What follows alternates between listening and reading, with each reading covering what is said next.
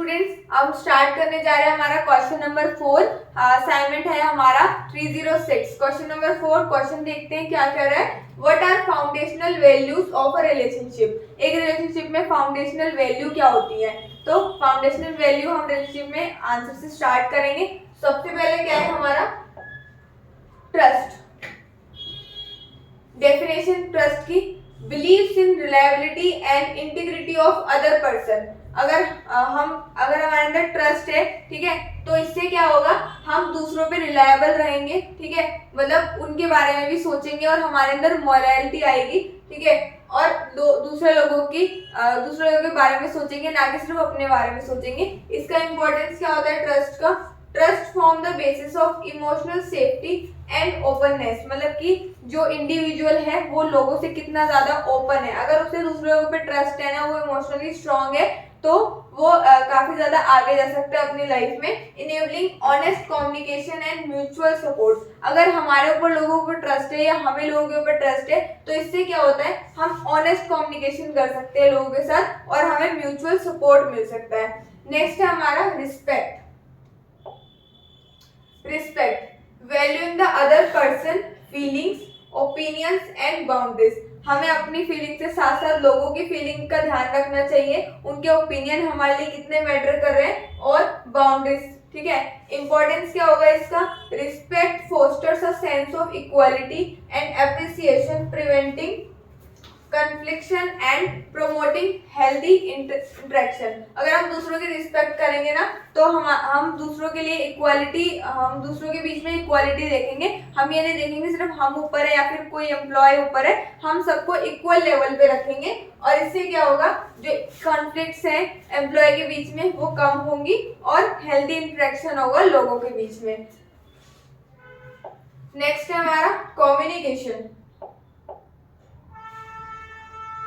The ability to share thoughts, feelings and concerns openly and effectively. Communication, अगर हमारे अंदर communication skill है तो हम अपने थॉट्स शेयर कर सकते हैं लोगों से, अपनी फीलिंग शेयर कर सकते हैं और ओपनली और इफेक्टिवली लोगों से हम बात कर सकते हैं। इसका इंपॉर्टेंट क्या होगा कम्युनिकेशन का।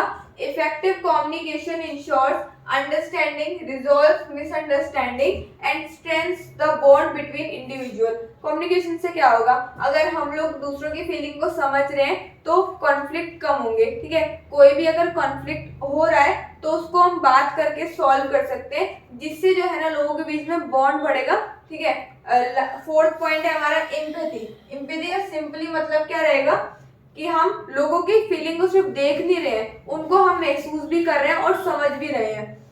डेफिनेशन जिसे मैंने आपको बताया, understanding and sharing the feeling of other person. दूसरों की फीलिंग को समझना और शेयर करना, ये हमारा एम्पैथी होता है। एम्पैथी का इंपॉर्टेंस क्या होगा। Empathy builds emotional connection and support, showing care and consideration for each other experience and perspectives. मतलब कि अगर हम एम्पैथी शो करें तो हम लोगों की फीलिंग्स को समझेंगे, उनकी इमोशनल कनेक्शन बिल्ड होगा हमारे और लोगों के बीच में, और हम दूसरों के लिए केयर दिखाएंगे, ठीक है। फिफ्थ पॉइंट क्या होगा हमारा, ऑनेस्टी।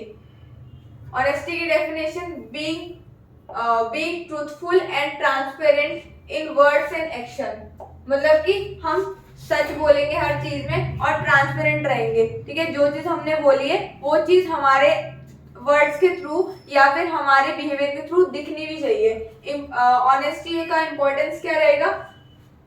ऑनेस्टी से क्या होगा, जो लोग हैं ना हमारे ऊपर जल्दी से बिलीव करेंगे, रिलायबल रहेंगे and help prevent deceit, fostering and genuine and trustworthy relation. Trustworthy relation को बिल्ड करता है ऑनेस्टी। सिक्स पॉइंट होगा हमारा कमिटमेंट। कमिटमेंट का definition, dedication to maintaining and nurturing the relationship. मतलब अगर हम कमिटमेंट करेंगे ना किसी से, तो हमारी जो रिलेशन बिल्डिंग है वो अच्छी होगी, लोग हम पे ट्रस्ट करेंगे। इंपॉर्टेंस क्या रहेगा कमिटमेंट का। Commitment provide stability and reinsurance, encouraging both parties to work through challenges and grow together. अगर हम एक दूसरे से कमिट करके चलेंगे ना तो दोनों ही टीम वर्क करके चलेंगे और आगे आने वाले चैलेंजेस है उनको एक साथ फेस कर सकते हैं और एक साथ ग्रो कर सकते हैं। नेक्स्ट पॉइंट है हमारा इक्वालिटी। इक्वालिटी मतलब कि ऑब्वियसली फेयरनेस, और हम एक लोगों के बीच में इक्वल डिसीजन ले रहे हैं, किसी के बीच में भी डिफरेंसेस नहीं कर रहे हैं, ठीक है। Treating each other with fairness and without favouritism, मतलब ये नहीं कि कोई हमारा फेवरेट है तो हमें उसे ऊपर रखना है और कोई फेवरेट नहीं है तो उसे नीचे, सबके लिए इक्वालिटी, ठीक है। फेवरेटिज्म को नहीं बढ़ाना है। इंपॉर्टेंस क्या रहेगा इक्वालिटी का? Equality ensures that both individuals have voice and share responsibility,